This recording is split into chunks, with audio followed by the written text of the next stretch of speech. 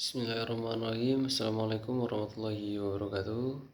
Perkenalkan, nama saya Fikri Manando dari kelas HTNB. Di sini saya akan menjelaskan tentang khulu. Pengertian khulu.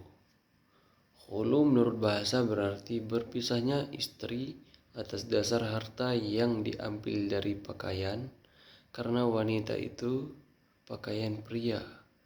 Sedangkan khulu menurut ilmu fikih adalah berpisahnya suami dengan istrinya dengan ganti yang diperolehnya. Menurut terminologi ahli fikih berarti istri memisahkan diri dari suaminya dengan memberi ganti rugi kepadanya.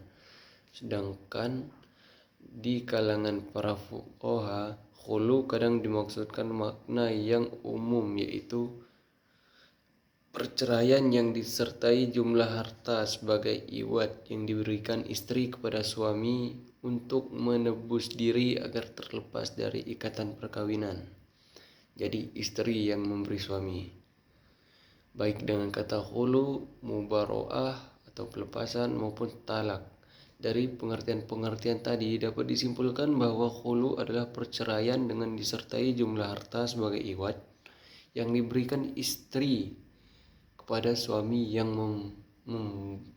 menebus diri agar terlepas dari ikatan perkawinan. Jadi istri yang memberi. Dasar hukum khulu.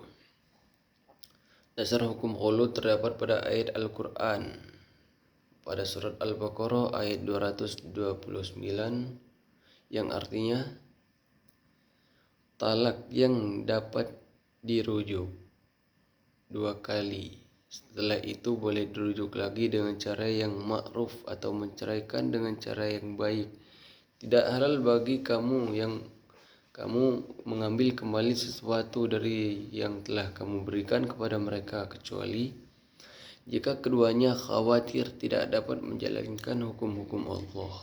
Jika kamu khawatir bahwa keduanya, suami atau istri, tidak dapat menjalankan hukum-hukum Allah, maka tidak ada dosa-dosa atas keduanya tentang bayaran yang diberikan istri untuk menebus dirinya.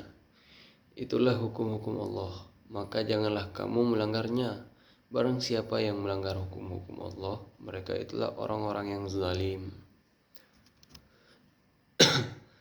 Hal ini salah satu perlindungan terhadap wanita dalam Islam, karena dahulunya sebelum ayat ini turun, baik umat Islam maupun orang jahiliyah tidak mempunyai batasan bilangan talak, sehingga hal ini justru menganiaya wanita.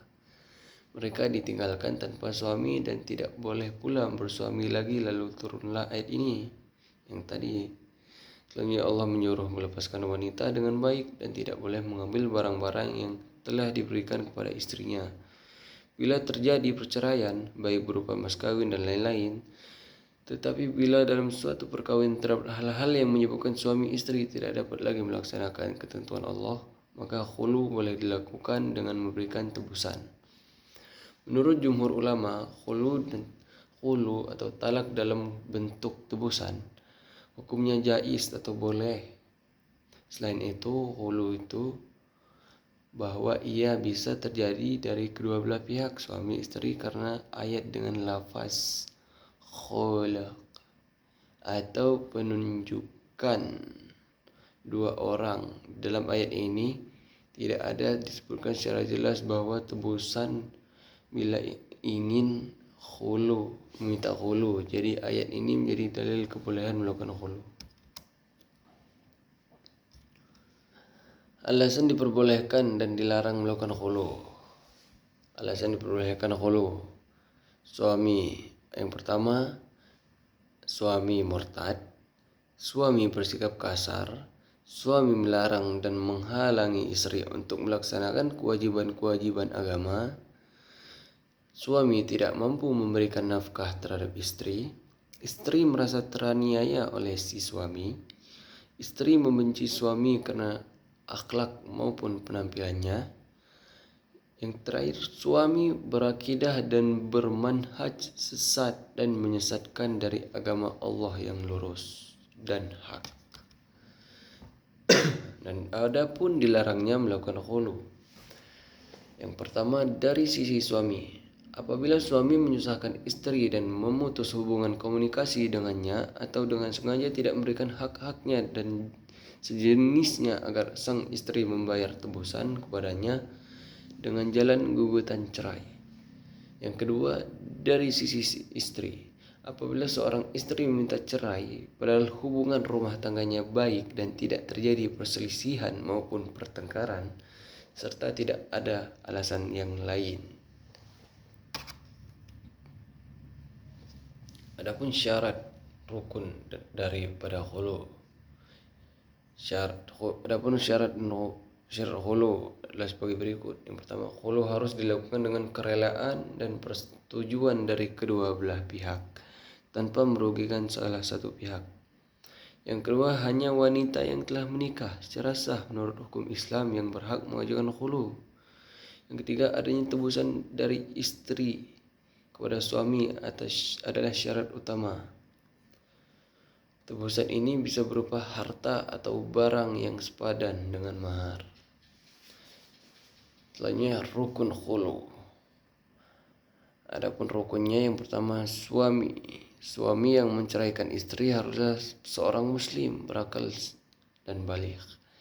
Istri yang meminta khulu juga harus sah dan cakap hukum serta mampu memberikan tebusan.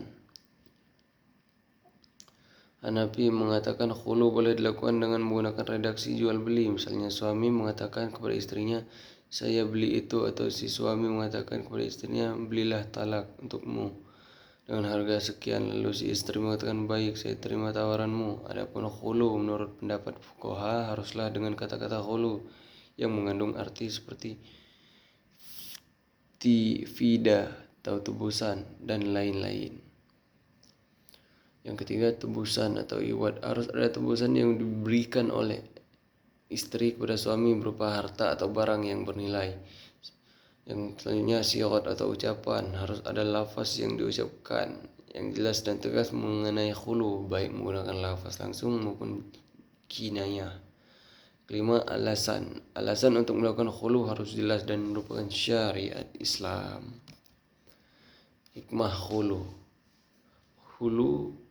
Khulu memiliki hikmah untuk menghindari bahaya, yakni saat terjadinya pertengkaran hebat yang menimbulkan gejolak dalam hubungan suami istri, sehingga keduanya tidak bisa disatukan lagi dalam ikatan rumah tangga, maka khulu diperbolehkan.